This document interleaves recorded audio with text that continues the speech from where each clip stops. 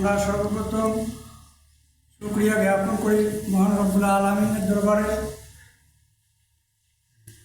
যিনি আমাদেরকে নানান কর্মব্যস্ততার মাঝেও বাছাই করে এবং সুযোগ দান করে তেনার মসজিদ ঘরে শুক্রবারের দিন এসে তেনার ইবাদত বন্দেগী করার সুযোগ দান করলেন। এই জন্য আমরা সকলে বলি আলহামদুলিল্লাহ।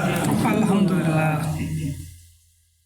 আরও কালিমাতে শুকরিয়া আবার একবার আদায় করি, যিনি আমাদেরকে সুস্থ অবস্থায় তেনার ইবাদত বন্দেগী করার সুযোগ দান করলেন।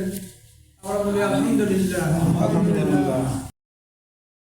যিনি বিশ্ব মানবের মুক্তির জন্য অন্ধকারচ্ছন্ন পরিবেশ থেকে আলোকময় একটি পরিবেশ আমাদেরকে উপহার দিয়েছেন, তিনি হলেন জনাবে মুহাম্মদ রাসূলুল্লাহ সকলে বলি সাল্লাল্লাহু আলাইহি ওয়াসাল্লাম। সে সকল রূহের আত্মার আমরা মাগফিরাত কামনা করি, যারা যুগে যুগে আল্লাহর দিন আল্লাহর জমিনে প্রতিষ্ঠিত করার জন্য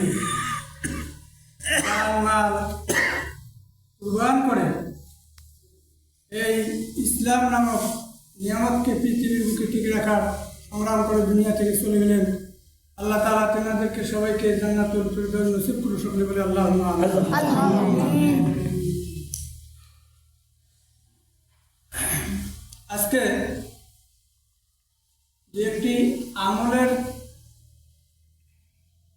সাথে সাথে কিছু নসিহত করার চেষ্টা করব, আল্লাহ তাআলা যদি তৌফিক দান করেন। এমন একটি দোয়া আছে, আজকাল খুতবা আছে পরকালের মুক্তির উপদেশ। আমরা দুনিয়াও মাদরাউল আখিরা, দুনিয়া আছে আখিরাতের শস্যক্ষেত্র। আজকাল খুতবার সারমর্ম কথা আছে সম্পদ ও সন্তান দুনিয়ার সৌন্দর্য। এই সৌন্দর্যের বিভোর হয়ে মানুষ পরকালে ভুলে যাওয়া বিচিত্র নয়। যে সম্পদ উপার্জনে আল্লাহ ইবাদত ও জিকির শিকির তার স্মরণ থেকে ভুলিয়ে দেয়, সে সম্পদ পরকালে তার জন্য বিরাট বোঝা হয়ে দাঁড়াবে। অপরদিকে যে সম্পদ দুনিয়ার জন্যে অর্জন করে সন্তানের জন্য আমরা অর্জন করি, রেখে দেই, এই অর্জনকৃত সম্পদ যদি আমরা হালাল পথে না হয় হারাম পথে উপার্জন করি, এই উপার্জনের দায়ভার আমরা কোনো সন্তান নিবে না, কোনো স্ত্রী নিবে না, কেউ এটার অংশীদার হবে না। এই সম্পদ আমরা অর্জন করলাম কিন্তু ভোগ করতে পারলাম না, কিন্তু এটার শাস্তি আমাদেরকে কিয়ামত পর্যন্ত ভোগ করতে হবে। এই চিন্তাধারা করি আমাদেরকে চলা উচিত। আমাদের উপার্জনটাকে হালালভাবে নেওয়া আমাদের জন্য জরুরি। যেহেতু আল্লাহ তাআলা আমাদেরকে পৃথিবীতে পাঠিয়েছেন, রিজিক দাতার মালিক আল্লাহ। আল্লাহ তাআলা বললেন, তোমরা নামাজ পড়ো, পড়ার পর তোমরা দুনিয়ার মধ্যে কি ছড়িয়ে ছিটিয়ে পড়ো। তোমরা দুনিয়ার মধ্যে রিজিক অন্বেষণ করো হালাল উপার্জনে। তাহলে আমরা হালাল উপার্জনে অন্বেষণ করিয়া যদি একটু কম স্বাচ্ছন্দ্যবোধ জীবনযাপন করি, আর পরকালে যদি আমরা নাজাত পাই, জান্নাত নামক একটি জায়গায় আমরা যেতে পারি, এটাই আমাদের জন্য ভালো না? দুনিয়ার মধ্যে হারাম উপার্জন করি, একটু আরাম আয়েশ করিয়া সেখানে অনন্তকালের জন্য আমরা দুজক নামক অনন্ত শাস্তির অধিবাসী হই, এটা হবে কোনটা? জান্নাত যেতে চাই না জাহান্নাম? জান্নাত যদি যেতে চাই তাহলে আমরা দুনিয়ার বুকে একটু স্বাচ্ছন্দ্যবোধ কম হইল, একটু উপভোগ কম হইল, আমাদের আয়টা হালাল পথে হইল, আল্লাহ তাআলা এর বিনিময়ে আমাদের ইবাদতগুলো কবুল করবেন। সুবহানাল্লাহ। ইবাদতের পূর্ব শর্ত হচ্ছে কি? হালাল উপার্জন।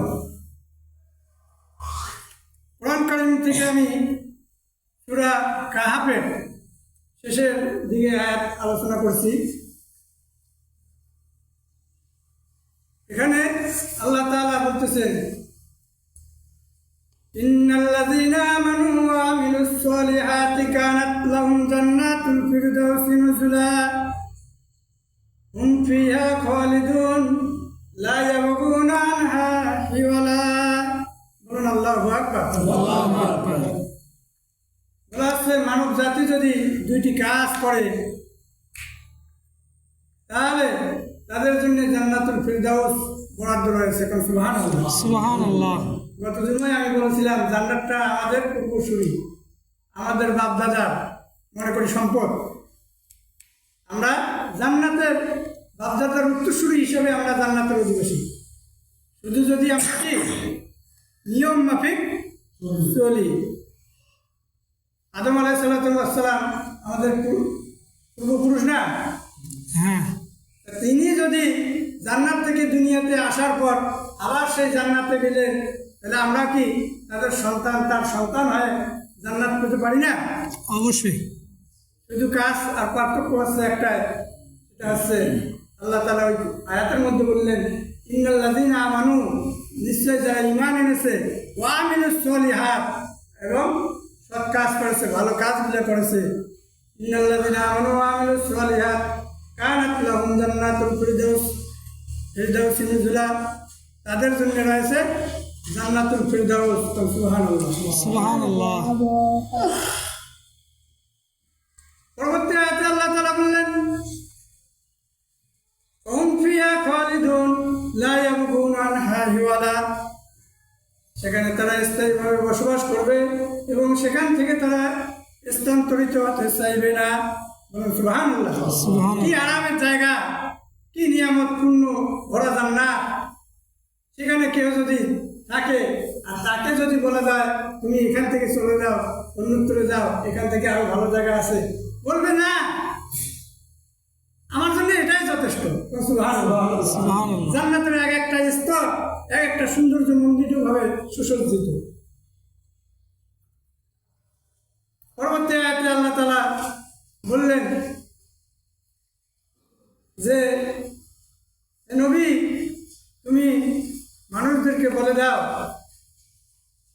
যে আল্লাহ তাআলার নিয়ামত রাজির কথা, আল্লাহ তাআলার কথা যদি সাগরের সমুদ্রের পানিগুলোকে কালি করা হয় আর আল্লাহ তাআলার কথা, নিয়ামত রাজির কথা বর্ণনা করা হয়, সমুদ্রের পানি শেষ হয়ে যাবে, কালি শেষ হয়ে যাবে, আল্লাহ তাআলার বর্ণনা কিন্তু কথা শেষ হবে না। সুবহানাল্লাহ। সুবহানাল্লাহ। এর সাহায্য অর্থে যদি তোমরা আরো সমুদ্র এনে দাও তবুও নিঃশেষ হয়ে যাবে। সুবহানাল্লাহ। সুবহানাল্লাহ। আমরা কি সেই জান্নাত নামক জায়গায় যেতে চাই না? অবশ্যই। আমরা যদি সেই জান্নাত নামক জায়গায় যেতে চাই তাহলে দুনিয়ার বুকে আমাদেরকে কি করতে হবে? একটু কষ্ট সাধন করতে হবে। কি করতে হবে? কষ্ট। একটু কষ্ট সাধন করতে হবে।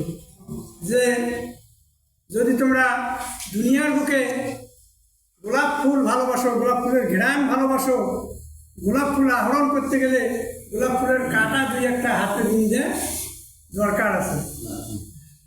যদি এই কাঁটা তোমরা যদি মনে করো যে গোলাপ ফুল আহরণ করতে গিয়ে যদি আমার কাঁটা হাতে স্পর্শ করে তাহলে একটা আমি ব্যথা পাবো, অতএব আমি ফুলও নেব না, এর সুঘ্রাণও নেব না, অতএব এখান থেকে আমাকে কাটার যন্ত্রণা আমি সহ্য করবো না। তাহলে কি আমরা ওই ফুল আহরণ করতে পারবো না। জান্নাত নামক এই জায়গা যদি আমরা চিরস্থায়ীর জন্যে সুখ স্বাচ্ছন্দ্য পেতে চাই তাহলে দুনিয়ার বুকে আমাদেরকে একটু কি করতে হবে? কষ্ট উপভোগ করতে হবে। সেই কষ্টটা কি? আল্লাহ প্রদত্ত পরীক্ষা।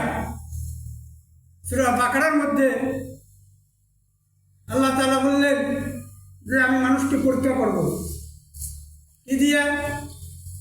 বিসমিল্লাহির রহমানির রহিম। ওয়ালানাবলুওয়ান্নাকুম বিশাইইম মিনাল খাউফি ওয়াল জু'i ওয়া নাকসিম মিনাল আমওয়ালি ওয়াল আনফুসি ওয়াস সামারাত ওয়া বাশশিরিস সাবিরিন। বলুন আল্লাহু আকবার। আল্লাহু আকবার। আমি মানুষকে পরীক্ষা করব, তাদের ঈমানকে পরীক্ষা করব। জান্নাত তারা যে যাবে তারা কি অবস্থায় আমার শুকরিয়া আদায় করে।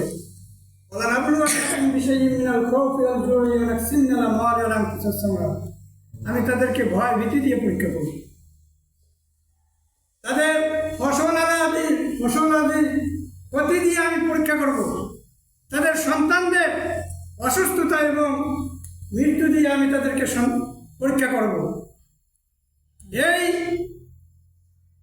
পরীক্ষাগুলোর মধ্যেও যদি তারা ধৈর্য ধারণ করে আমার শুকরিয়া আদায় করে, অবশ্যই সাবিরিন ওই সকল লোকদের জন্য সুসংবাদ বলুন সুবহানাল্লাহ। সুবহানাল্লাহ।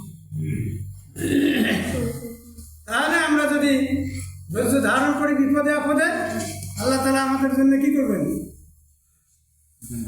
পুরস্কার রাখবেন। বিপদ তো কাটি যাইবে, আজ হোক কাল হোক, কি হবে?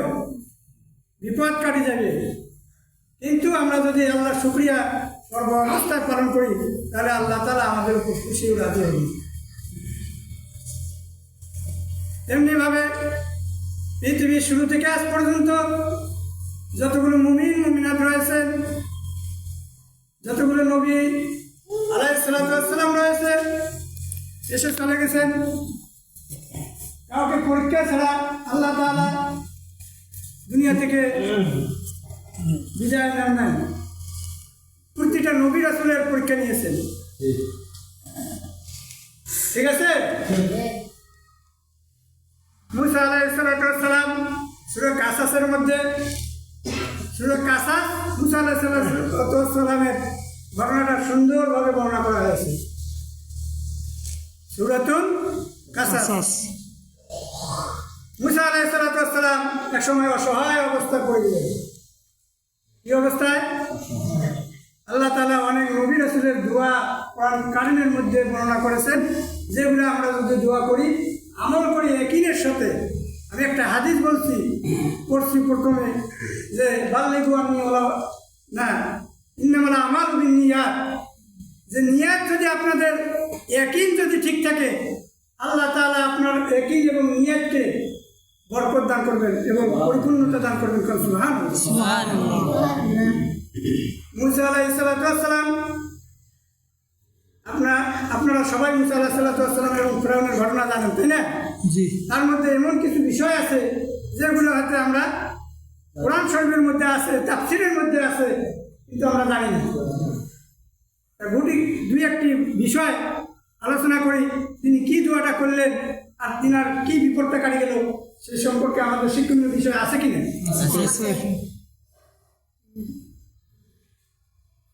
মুসা আলাইহিস সালাতু ওয়াস সালাম বললেন, রব্বি ইন্নী লিমা আনসালতা ইলাইয়া মিন খায়রিন ফাকির। রব্বি ইন্নী লিমা আনসালতা ইলাইয়া মিন খায়রিন ফাকির। হে আল্লাহ, আপনি আমার উপর যে নিয়ামত অনুগ্রহ দান করবেন, আমি তার মুখাপেক্ষী, আমি তার জন্য ফকির। বলা হচ্ছে, কোনো মুমিন বান্দা যদি বিপদের সম্মুখীন হয়, ঘোর অন্ধকারচ্ছন্ন দেখে, মুসা আলাইহিস সালাতু ওয়াস সালামের এই দোয়াটা যদি সর্বদা পাঠ করে, আল্লাহ তাআলা তার উপর অনুগ্রহ দান করবেন, তার বিপদ কাটিয়ে দেবেন। সুবহানাল্লাহ। রব্বি ইন্নী লিমা আনসালতা ইলাইয়া মিন খায়রিন ফাকির। বুঝছেন? এটা কখন কইলেন? মুসা আলাইহিস সালাতু ওয়াস সালাম ফিরআউনের রাজ দরবারে যখন লালিত পালিত হয়ে বড় হলেন, তেনার চক্রান্ত ছিল ফিরআউনের যে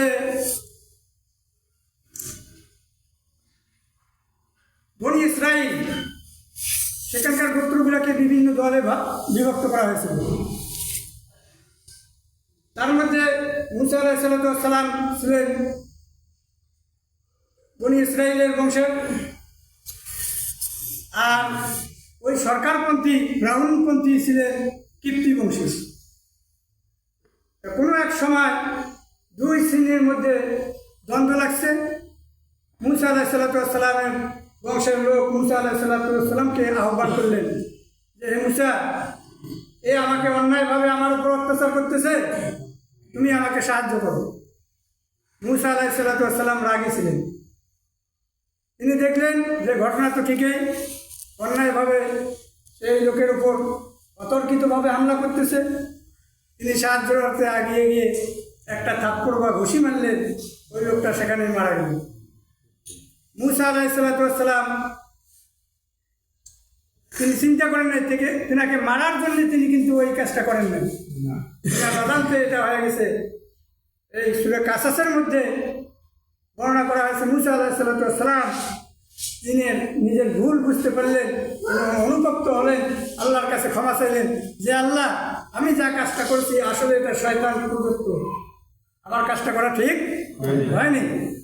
পরবর্তীতে পরের দিন যে লোকটা ওই সাহায্য অর্থের কারণে এই ঘটনাটা ঘটল, উনি আরেকজনের সঙ্গে আবারও একই রকম সমস্যায় জড়িয়ে পড়লেন। মুসা আলাইহিসসালামকে আবারও সাহায্যের জন্য বললেন। মুসা আলাইহিসসালাম ওই লোকটাকে বললেন, এবার নিজের বংশের লোকটাকে বললেন, তুমি তো আসলে দেখতেছি একটু আমরা কইলে খারাপ, তোর সাথে সবার সমস্যা হয়, হ্যাঁ, এরকম বলিয়া তিনি আগিয়ে যেতে ধরলেন, সাহায্য করার জন্যই আসলে তিনি মীমাংসা করে দিলেন। কিন্তু ওই লোকটা মনে করলেন যে মুসা আলাইহিসসালাম যেহেতু আমাকে রাগ দেখাইল বা কথা বললো এইভাবে, না জানি আমাকে আসিয়া কি আঘাত করতে পারে। তিনি মুখ দিয়ে বললেন, হে মুসা, তুমি কি গতকালকের মতো কিপ্তি লোকের মতো আমাকে তুমি হত্যা করতে চাও? বলেন, ঘটনা ছিল গোপন, হয়ে গেল কি প্রকাশ। ওই লোকটা মুসা আলাইহিসসালামের এই ঘটনা শোনার পর, যিনি মুসার বিপক্ষের লোক, ফেরাউনের লোক, তিনি তাড়াতাড়ি চলে গেলেন রাজ দরবারে ফেরাউনের কাছে, যে ফেরাউনকে জিজ্ঞেস এই ঘটনা খুলে বললেন। সেখান থেকে কিছু গুপ্তচর মুসা আলাইহিসসালামের কাঙ্ক্ষিত মানের লোক আসিয়া মুসা আলাইহিসসালামকে বললেন যে তুমি নাকি এরকম হত্যা করেছ, তোমার এই ঘটনা ফেরাউনের রাজ দরবারে প্রকাশ হয়েছে, তারা আপনাকে হত্যা করার জন্য ষড়যন্ত্র করতেছে, আপনি দ্রুত এখান থেকে কি চলে যান। মুসা আলাইহিসসালাম সিরিয়া থেকে মাদিয়ান নামক দেশে রওনা দিলেন। তিনি মাদিয়ান নামক দেশে গিয়ে রাস্তায় পাশে এক মাঠ দেখলেন, বিরাট মাঠ, জনবহুল জনবিহীন এলাকা। সেখানে মানুষ গরু ছাগল পালে। তা দেখতেছে এক জায়গায় কিছু লোক আছে, যার মানে অপেক্ষা করতেছে। তিনি পাশাপাশি গেলেন, যে দেখতেছে যে দুইজন মেয়ে লোক দাঁড়িয়ে আছে, আর বাকি কয়েকজন রাখা একটা কূপ আছে, কূপের মধ্যে তাদের ছাগল, ভেড়া, এই জাতীয় পশু তারা পানি পান করাচ্ছে। সন্ধ্যার আগে আগে তারা সেখানে পানি পান করে তাদের পশুগুলোকে তাদের গৃহস্থানে নিয়ে যায়। আর এই মেয়ে দুইটা অসহায়ত্ব অবস্থায় দাঁড়িয়ে থাকে, যতক্ষণ না তারা চলে যায় ততক্ষণ এরা তাদের ছাগলগুলোকে পানি পান না করা পর্যন্ত তারা নিয়ে যেতে পারে না। এই ঘটনাটা সূরা কাসাসের মধ্যে আছে, কিন্তু মুসা আলাইহিসসালামের পরবর্তী ঘটনার আলোচনা কোন ওই মহিলা এবং কার মেয়ে এটা কিন্তু বর্ণনা করা নাই। এটা আছে তাফসীরের মধ্যে। এই জন্য কোরআন শুধু পড়লে হবে না, মাঝে মাঝে তাফসীর যেটা আমরা এখন আমি পড়লাম, আমি এই আলোচনাটা করছি, পড়িয়ে বলতেছি, এখন খুঁজি পাই না। গোটা সূরা কাসাসের মধ্যে দেখি যে মহিলা দুইটা ফিরকা, কার বা মেয়ে। পরে তাফসীর মধ্যে বর্ণনা করা হয়েছে ওই মহিলা দুইটা অসহায়ত্ব, এনার বাবা ছিলেন বৃদ্ধ। মুসা আলাইহিসসালাম দেখলেন যে একই ব্যাপার, মেয়ে দুইটা দাঁড়িয়ে আছে আর ওরা পানি পান করাচ্ছে, এরা তাহলে কখন পান করবে? কি করলেন? মুসা আলাইহিসসালাম গেলেন, কূপের মধ্যে একটা পাথর আছে, যে পাথরটা সরাইলে ওই পানিটা প্রবাহিত হলে এদের ছাগলগুলো অন্য ছাগলও খেতে থাকে, কিন্তু তারা ওই পাথরটা সরায় না। মুসা আলাইহিসসালাম যে ওই পাথরটা সরালেন, এবং ওই পাথরের সরার শক্তিটা এত প্রয়োগ যে ওই সময়ের লোকগুলা 10 জন লাগে ওই পাথরটা সরাইতে। আর মুসা আলাইহিস সালাম কি করলেন? একাই পাথরটা সরালেন। পাথর সরে ওই মেয়ে দুইটার ছাগলগুলোকে পানি পান করালেন এবং তাদেরকে তাড়াতাড়ি বাড়ির দিকে পাঠিয়ে দিলেন। মুসা আলাইহিস সালাম এক দেশ থেকে দেশান্তরিত হয়েছে, এসে ওদেরকে সাহায্য করলেন। সাহায্য করে তারা চলে গেলেন। তিনি অসহায়ত্ব বোধ করলেন। তিনি বললেন, এখন আমি কি করি, কোথায় যাই? তিনি একটা গাছের নিচে এসে বসলেন। বসিয়া আল্লাহ তাআলার কাছে এই দোয়াটা পাঠ করলেন। এই কথাটা বললেন, দোয়া তো নয়, তিনি এই কথাটা পাঠ করলেন যে, হ্যাঁ আল্লাহ, আপনি এখন আমার উপর যে নিয়ামত দিবেন বা যে অনুগ্রহ করবেন, তার জন্য আমি কি মুখাপেক্ষী, তার জন্য আমি ফকির। আল্লাহ তাআলা কি করলেন? তেনাদের মাঝে মুসা আলাইহিস সালামের ব্যবস্থা করে দিলেন। সুবহানাল্লাহ। মেয়ে দুইটা যখন বাড়িতে গেলেন, সোহাইব আলাইহিস সালাম, মেয়ে দুইটার বাবার নাম কি? সোহাইব আলাইহিস সালাম। তিনি বললেন যে, মা, কি ব্যাপার, আশ্চর্য ব্যাপার, তোমরা আজকে কেন এত তাড়াতাড়ি আসলেন? মেয়ে দুইটা বর্ণনা করলেন যে এক যুবক আমাদের সাহায্য করেছে। মুসা আলাইহিস সালামের কথাটা মেয়ে দুইটা তোমার বাবার কাছে বর্ণনা করলেন। তোমার বাবা বললেন, ওই যুবক তোমরা যদি পারো যে নিয়ে আসো, আমি তাকে আমি একটু দেখি, অবশ্যই তার মধ্যে কি আছে, আল্লাহ তাআলার প্রদত্ত গুণ আছে, যারা তোমাকে সাহায্য করে। মেয়ে দুইটা আসলেন। বড় মেয়ে যিনি তাফসীর কারক হযরত মাসউদ রাদিয়াল্লাহু তাআলা আনহু বর্ণনা করতেছেন, তিনি যখন আসলেন পর্দা অবস্থায়, কি অবস্থায়? মুখে ঢাকনা যে লেবাস ছিল, হ্যাঁ, এই অবস্থায় আসলে মুসা আলাইহিস সালামকে বললেন, কৌশলে বললেন যে, আপনাকে আমার বাবা, আপনি যে কাজটা করছেন তার পারিশ্রমিক দেওয়ার জন্য আপনাকে ডাকছেন। অন্য কথা বললে হয়তো অন্য মনে করতো তিনি এই কথাটা বললেন। মুসা আলাইহিস সালাম কি করলেন?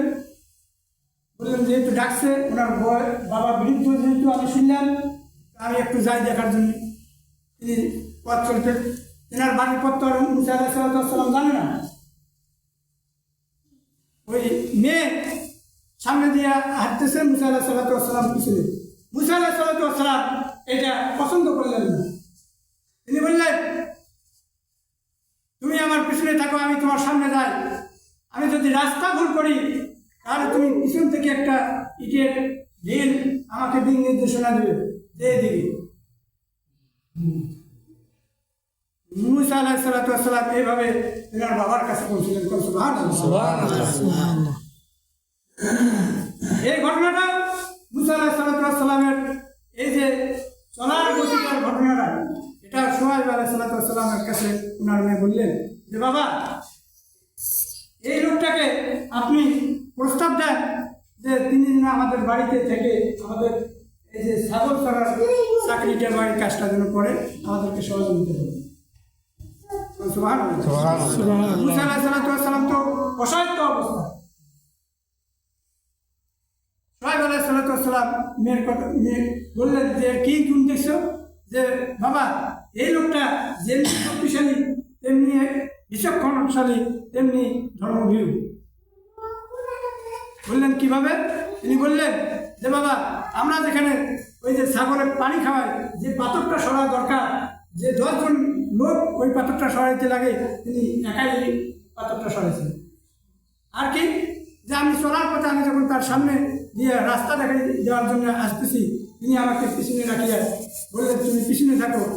তিনি সামনে দেখি রওনা দিলেন, আর আমি পিছন দিক দিয়ে তার আসার গতি আমি দেখে দিলাম। সোহাইব আলাইহিস সালাম বললেন যে, না, অবশ্যই এটা অন্য কোনো সাধারণ মানুষ নয়, আল্লাহ প্রদত্ত কোনো একজন বান্দা। মুসা আলাইহিস সালামকে সোহাইব আলাইহিস সালাম প্রস্তাব দিলেন যে, বৎস বা যে আহ্বানে তেনাকে বলা দরকার, তিনি বললেন, তুমি আমার বাড়িতে যদি থাকো আমার মেয়েকে তোমার সঙ্গে আমি বিবাহ দেব, তুমি 8 বছর আমার এই ছাগল চড়ার কাজটা করবে, এর চেয়ে তোমরা যদি পারো আরো বেশি করতে পারো। মুসা আলাইহিস সালাতু ওয়াস সালাম তার কন্ডিশনের মধ্যে রাজি হয়ে গেলেন। সুবহানাল্লাহ। মুসা আলাইহিস সালাতু ওয়াস সালামের সঙ্গে যে মেয়েটার বিয়ে দিলেন তার নাম কি? সফুরা। সেটা কিন্তু কোরআন শরীফের মধ্যে নাই, তাফসীরের মধ্যে আছে। এই সফুরা হাদিস শরীফে আছে যে 3 জন ব্যক্তিকে আল্লাহ তাআলা প্রদত্ত জ্ঞান, হিকমা, প্রজ্ঞা দিয়েছিলেন। তার মধ্যে একজন হচ্ছেন আবু বকর রাদিয়াল্লাহু তাআলা আনহু। খেয়াল রাখবেন, কয়জন ব্যক্তিকে? 3 জন ব্যক্তিকে আধ্যাত্মিক জ্ঞান আল্লাহ তাআলা দিয়েছিলেন, প্রজ্ঞা দিয়েছিলেন, বিচক্ষণতা দিয়েছিলেন। একজনের নাম হচ্ছে হযরত আবু বকর রাদিয়াল্লাহু তাআলা আনহু। 2 নম্বর আছেন ইউসুফ আলাইহিস সালাতু ওয়াস সালামকে যিনি ক্রয় করেছিলেন, ওনার নাম কি? আব্দুল আজিজ। আব্দুল আজিজ, আজিজ মিশর। 2 নম্বর আব্দুল আজিজ। 3 নম্বর হলেন সাফুরা। 3 নম্বর হলেন কে? মুসা আলাইহিস সালাতু ওয়াস সালামের স্ত্রী, শুআয়ব আলাইহিস সালাতু ওয়াস সালামের মেয়ে সাফুরা। খেয়াল রাখবেন, এই বিষয়গুলো কিন্তু এক জায়গায় পাওয়া যায় না, বিভিন্ন জায়গায় অনুসন্ধান করিয়া, তাফসীর করিয়া কিছু অনুসন্ধান করলে এগুলো পাওয়া যায়। আর এইগুলো নলেজ যদি আপনারা আমাদের মাঝে আসে, তাহলে ইসলাম নামক বিষয়টা, নিয়ামতটা আমাদের মাঝে সৌন্দর্য ফুটে ওঠে। আল্লাহ তাআলা আমাদেরকে ইসলাম নামক নিয়ামত বুঝার এবং তৌফিক দান করুন। এই নিয়ামতের মধ্যে আমাদেরকে সঠিকভাবে চলার তৌফিক দান করে, জান্নাত নামক জায়গায় সবাইকে আমাদেরকে স্থান পাওয়ার তৌফিক দান করে। সকলে বলি আল্লাহুম্মা আমিন। আলহামদুলিল্লাহি রাব্বিল আলামিন। বারাকাল্লাহু লানা ওয়া লাকুম ফিল কুরআনিল আযীম।